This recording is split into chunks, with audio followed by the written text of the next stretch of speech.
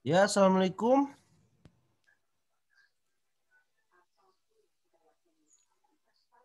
Assalamualaikum. Waalaikumsalam, Pak.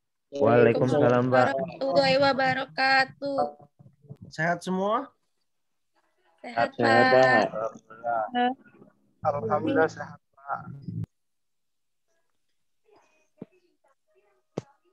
Belum masuk semua ya? Iya, Coba Pak. dibuka kameranya masing-masing.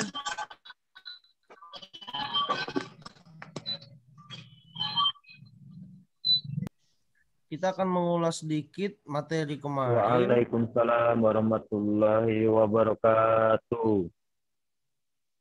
terkait dengan kedudukan konstitusi kita ya, Pancasila, yang sesuai dengan Pancasila.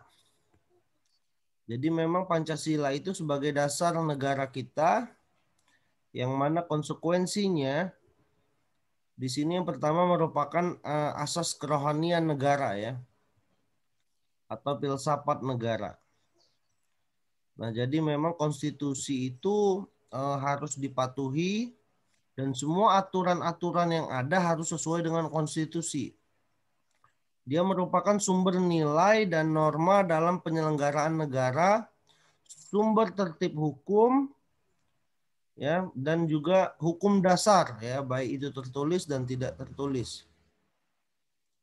Indonesia ini berdasarkan atas hukum ya. Pasal 1 ayat 3 UUD 45 dikenal dengan sistem konstitusional. Nah, konstitusional artinya bahwa kita itu memiliki konstitusi yaitu UUD 45. Jadi semua undang-undang yang dibuat dalam legal drafting, pembuatan aturan hukum itu tidak boleh bertentangan dengan apa?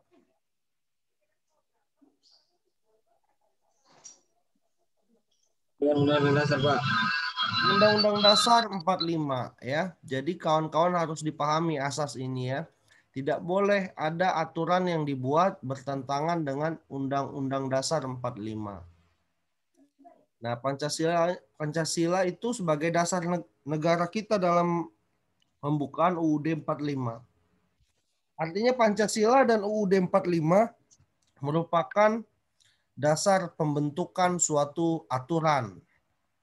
Jadi jangan karena kawan-kawan nantinya jadi dewan, DPR ya, buat aturan, buat legal drafting, buat undang-undang, buat kebijakan, tetapi bertentangan dengan Pancasila, bertentangan dengan UUD 45. Nah, itu tidak dibenarkan. Nah, pernah kemarin itu mau dibuat undang-undang kebijakan terkait dengan miras. Nah, banyak nggak yang protes?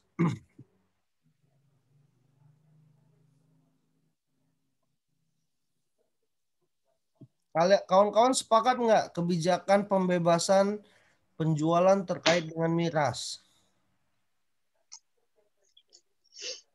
Nggak setuju, Pak. Tidak sependapat, Pak. Sependapat? Tidak sependapat. Tidak sependapat ya. Nah, artinya kan ada aturan yang terkadang bertentangan dengan Pancasila.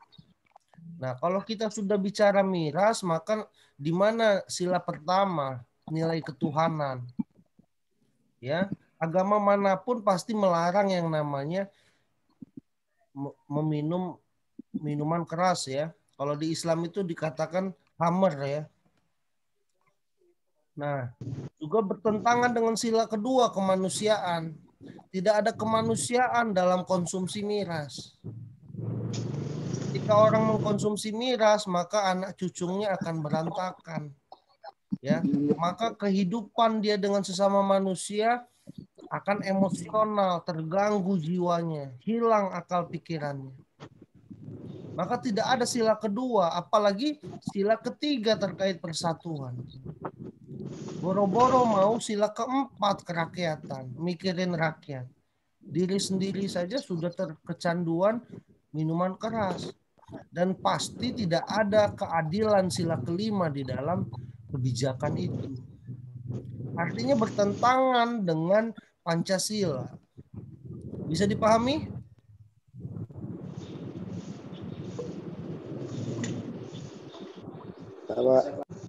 Walaupun kebijakan itu pada intinya memang untuk meningkatkan income ya, ekonomi bangsa yang sedang terpuruk. Investor miras itu. Nah, kemudian kawan-kawan semua juga ada kebijakan pernah terjadi ya, diberlakukannya LGBT. Ke sana ke pondok. Pernah dengar nggak LGBT? Coba suruh. Muhammad Ridho pernah dengar nggak LGBT? LGBT. Kenal, Pak? Konspirasi ya, Pak? Nah, Halo? pernah ada dulu itu mau dibuat undang-undang pengesahan LGBT. Pernah dengar nggak? Pernah, Pak. Pernah dengar ya di berita ya? Nah, itu Iya. pun ya salah satu masalah ya. Siapa yang membuat legal draftingnya itu dipertanyakan. Siapa yang membuat draft hukumnya? Sedangkan agama mana yang membolehkan LGBT? Ada nggak?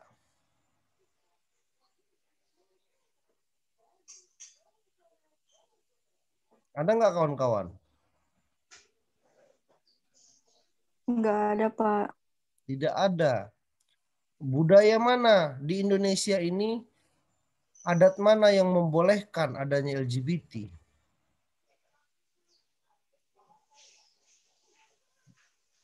Tidak ada ya. Oleh karenanya kawan-kawan, ya, pembuatan legal drafting itu harus sesuai dengan nilai-nilai yang ada dalam masyarakat, sesuai dengan Pancasila. Agama, budaya, adat, kebiasaan, dan semua yang ada di dalam Indonesia. Kalau salah satu tidak diterima dengan salah satu bangsa Indonesia, maka tidak akan jadi peraturan itu. Dan harus dicabut, dibatalkan. Bahkan bisa diuji ke Mahkamah Konstitusi. Paham ya? Pak. Jadi peraturan maupun kebijakan yang dibuat oleh pemerintah, ya, baik itu dalam bentuk naskah akademik, baik itu dalam legal drafting, ya, itu bisa dibatalkan kalau kawan-kawan semua itu dirasa bertentangan dengan Undang-Undang 45, Pancasila, dan nilai-nilai kehidupan masyarakat Indonesia. Itu bisa dibatalkan. Jadi tidak saklek dia pembuat aturan, dia saat ini penguasa, membuat kebijakan, itu tidak bisa diubah, direvisi, itu tidak. Tetap bisa diubah, ya. Kalau itu dirasa bertentangan.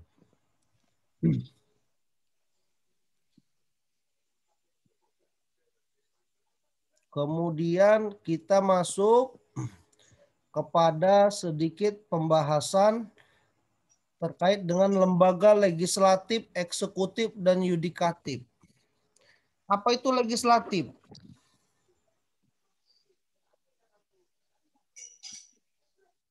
Ada yang tahu apa itu legislatif?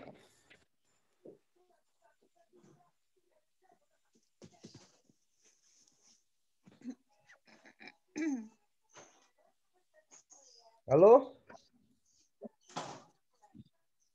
Apa itu legislatif? Apa itu eksekutif? Apa itu yudikatif? Ada nggak yang bisa menjelaskan?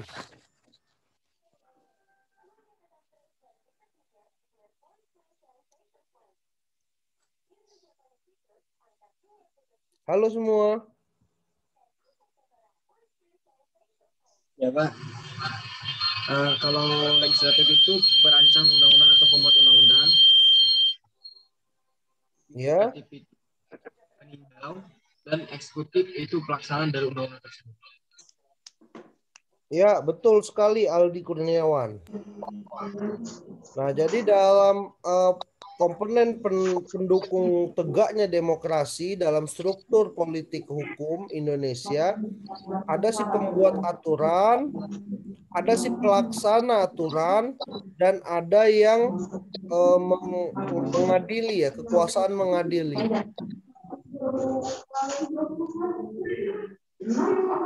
Muhammad Ridho di silent ya. Apa, Pak? Lagi di kampus, Pak. Apa, Pak? Di silent, di silent. Nah, jadi memang ada 3 kekuasaan dalam negara Indonesia ya. Nah, 3-tiganya kekuasaan ini mampu membuat suatu peraturan atau legal drafting. Legislatif ini mampu membuat undang-undang. Nah, artinya di sini dia juga punya kewenangan untuk membuat legal drafting. Legal draftingnya dibuat, baru membuat aturan perundang-undangan. Eksekutif dalam hal ini presiden, baik itu menteri, itu bisa membuat peraturan. Peraturan presiden dan peraturan menteri. Permen ya, permen dan perpres. Nah, artinya eksekutif di sini juga membuat peraturan. Baik itu di tingkat daerah seperti gubernur, ya, bupati, wali kota, ya ada peraturan semua, perwali ya, peraturan bupati, perbub, pergub ya. Bahkan DPRD pun membuat peraturan. Nah, itu semua pakai legal drafting. Kemudian lembaga yudikatif juga sama. Ya, ada peraturan-peraturan Mahkamah Agung, Perma, kalau kalian pernah dengar ya, Perma. Perma itu mengisi kekosongan aturan yang tidak ada di dalam undang-undang. Nah, karena Mahkamah Agung dalam kekuasaan kehakiman itu tahu mana yang kurang dan belum ada perubahan undang-undang, maka dibuat Perma. Nah, peraturan Mahkamah Agung pun pasti memiliki legal draftingnya. Nah, jadi semua kekuasaan lembaga itu punya kewenangan untuk membuat peraturan. Dalam hal ini membuat legal drafting. Nah, ini ya, MPR, DPR, Presiden, MA, BPK, MK.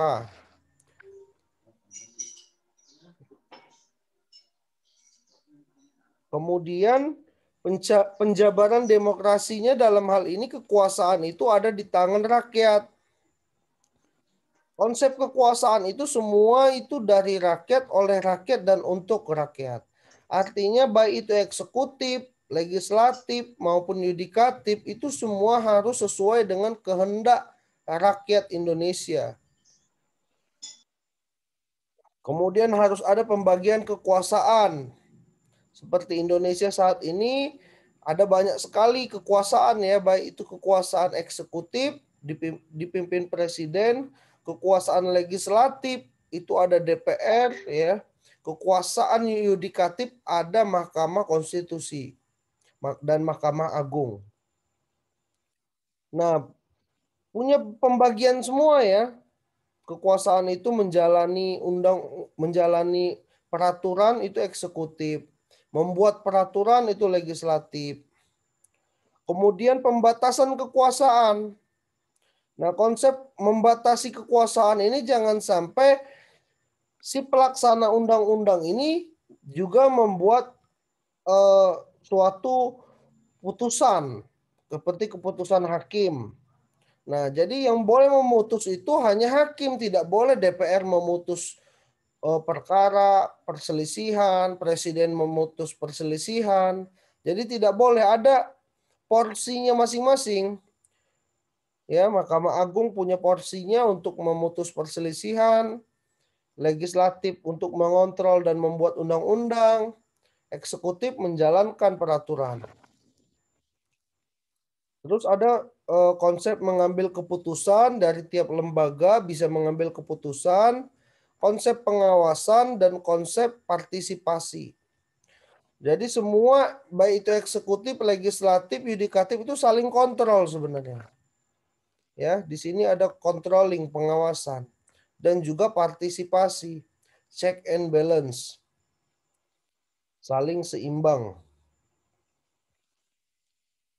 Nah, ini kekuasaan di tangan rakyat ini di dalam UUD 45.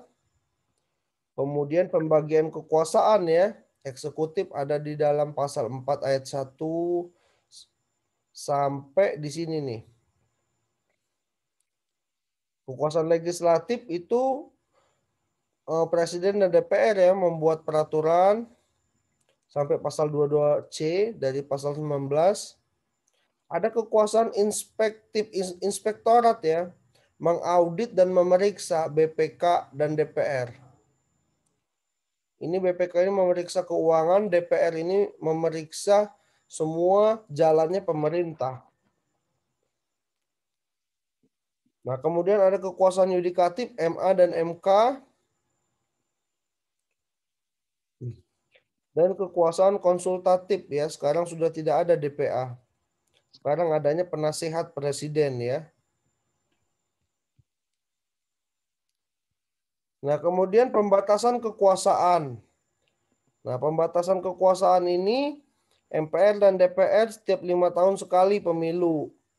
MPR dapat melakukan impeachment. Apa impeachment? Ada yang tahu nggak impeachment? Putus. Ada yang tahu?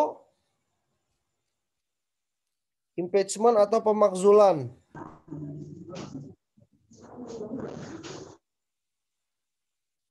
Ada nggak yang tahu apa itu impeachment? Nggak tahu ya?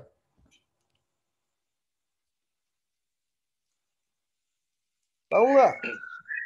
Tahu Pak, Apa, Feby?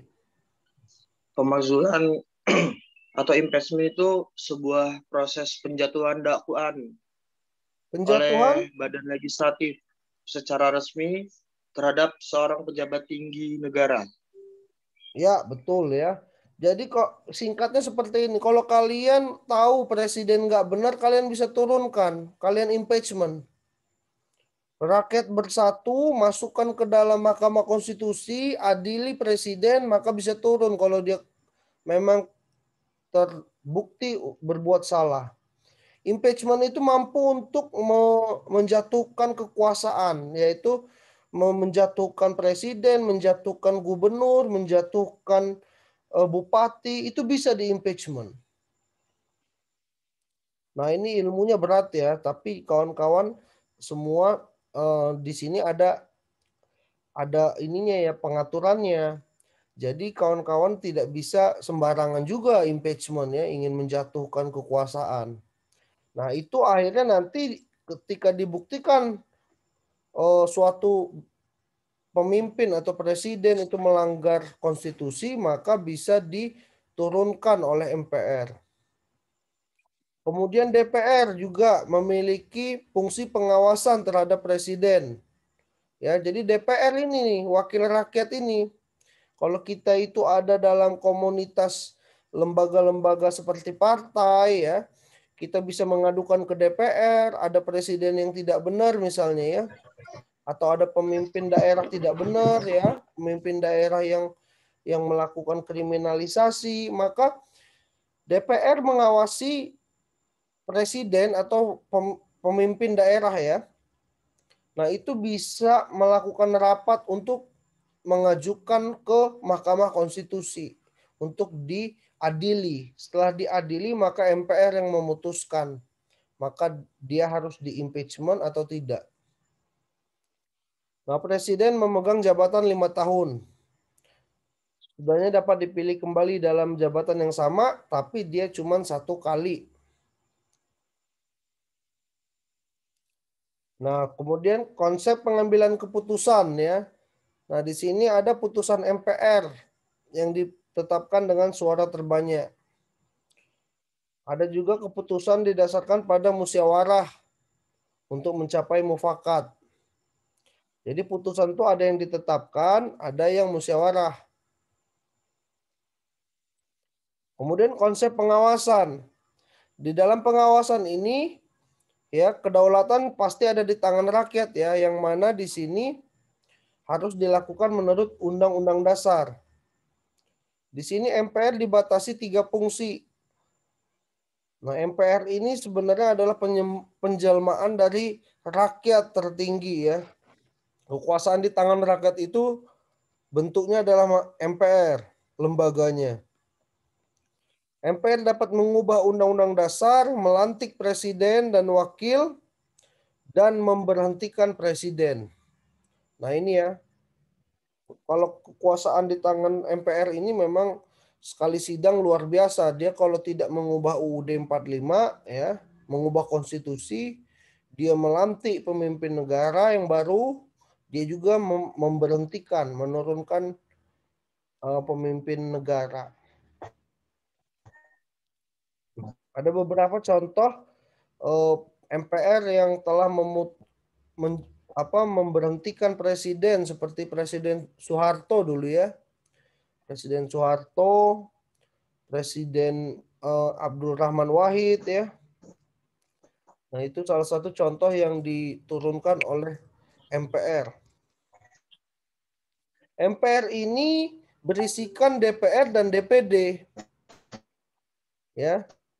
Mereka juga memiliki aturan yang sama. Jadi DPR dan DPD ini masuk menjadi anggota MPR. Kemudian DPR dapat mengawasi kinerja presiden dalam hal keuangan negara, kerjasama dengan BPK. BPK juga mengawasi penggunaan keuangan negara. Nah, kalau rakyat ini dapat melakukan pengawasan melalui lembaga seperti LSM dan Parpol. Nah, kalau kita masuk dalam Parpol, kita usul anggota-anggota dewan kita yang ada, anggota Parpol kita yang ada di dewan. Kita bisa mengusul. Kemudian kita juga bisa melalui lembaga swadaya masyarakat LSM. Nah, kemudian konsep partisipasi. Nah, semua masyarakat itu wajib berpartisipasi. Nah, dia punya kebersamaan kedudukan di dalam hukum dan pemerintah dan wajib menjunjung hukum dan pemerintah tanpa kecuali. Ada kemerdekaan berserikat, berkumpul, mengeluarkan pendapat, pikiran dan lisan, tulisan. Nah, ini juga ya konsep rakyat itu berpartisipasi dalam negara ini. Dan tiap-tiap negara berhak wajib ikut serta dalam usaha pembelaan negara. Nah, sistem pemerintahan negara menurut Undang-Undang Dasar ya, di sini Indonesia ialah negara yang berdasarkan atas hukum ya, Rechtsstaat. Artinya tidak bisa berdasarkan dengan kekuasaan atau mahstat. Ya, kalau kita kerajaan mungkin benar ya, kita menggunakan dasar mahstat. Nah, tapi kalau negara hukum dia berdasarkan Rechtsstaat. Nah, kemudian kita juga sistemnya konstitusional ya, harus sesuai dengan UUD 45. Kemudian juga kekuasaan negara ada di tangan rakyat. Artinya rakyat mampu untuk menurunkan presiden, rakyat mampu untuk mengatur kebijakan, ya. Semua harus sesuai dengan kehendak rakyat. Presiden hanyalah penyelenggara pemerintah, ya. Di samping MPR dan DPR. Semua petinggi sebenarnya. Baik itu MPR, Presiden, DPR itu sama-sama tinggi ya. Jadi bukan hanya presiden yang tinggi dalam hal ini. Lembaga tinggi negara itu ada MPR, DPR, Mahkamah Agung, Mahkamah Konstitusi. Presiden tidak bertanggung jawab kepada DPR karena presiden menjalankan pemerintah ya. Jadi tidak ada kontrol terhadap DPR. DPR inilah rakyat yang mengontrol presiden. Menteri ialah pembantu presiden, tidak bertanggung jawab juga kepada DPR. Hakikatnya sama seperti presiden. Kekuasaan kepala negara tidak tak terbatas ya. Artinya kekuasaan kepala negara itu terbatas ya. Dibatasi dengan kekuasaan-kekuasaan lainnya. dibatasi dengan undang-undang, diawasi oleh DPR dan masyarakat pada umumnya. Kemudian negara Indonesia ini dikatakan ya negara hukum, supremasi hukum. Nah, hukum di atas segalanya ya. Jadi tidak bisa seseorang itu dihakimi, diadili, disengketakan kalau belum ada hukumnya. Ya, kamu mau menghukum saya pakai pasal apa? Kamu mau menuntut saya apa dugaannya? Nah, inilah hukum di atas segalanya. Kemudian adanya persamaan dalam hukum, equality before the law. Nah, semua sama di mata hukum ya, tidak ada anak presiden, anak gubernur, ya, anak sultan, golongan-golongan darah biru itu tidak ada ya, semua sama di mata hukum. Ada asas legalitas ya. Ada yang ingat nggak apa itu asas legalitas? Ini orang hukum harus paham loh asas legalitas. Asas legalitas itu Pak, kepastian Pak. Kepastian terhadap hukum Pak. Kepastian terhadap hukum. Ada yang lain?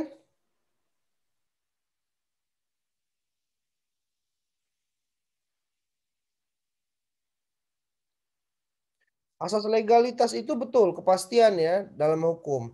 Tidak dihukum seseorang sebelum ada aturan undang-undang. Nah, jadi kalau menghukum orang, apa legalitasnya? Kena pasal apa dia? Nah, itu.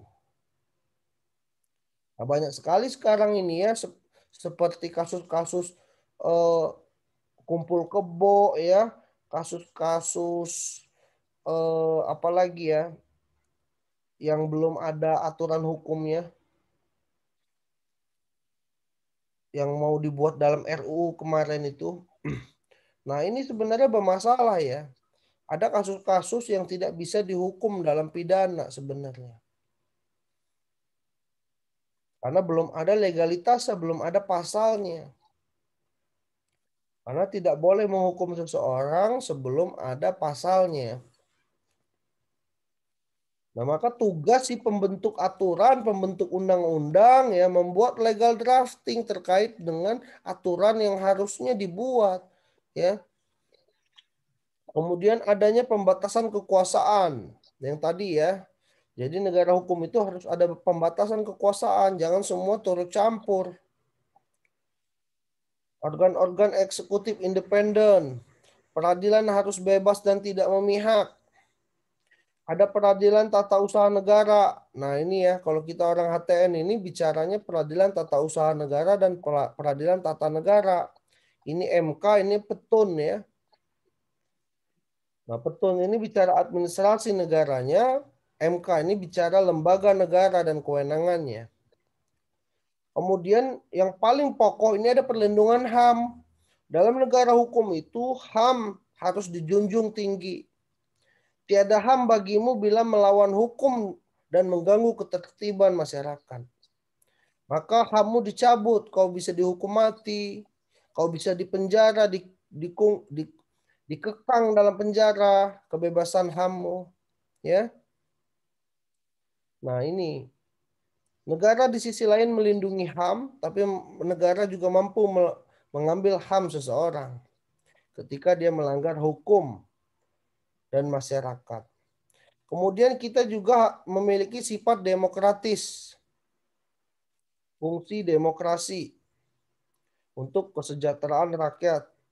Dan negara kita harus transparan dan memiliki kontrol sosial.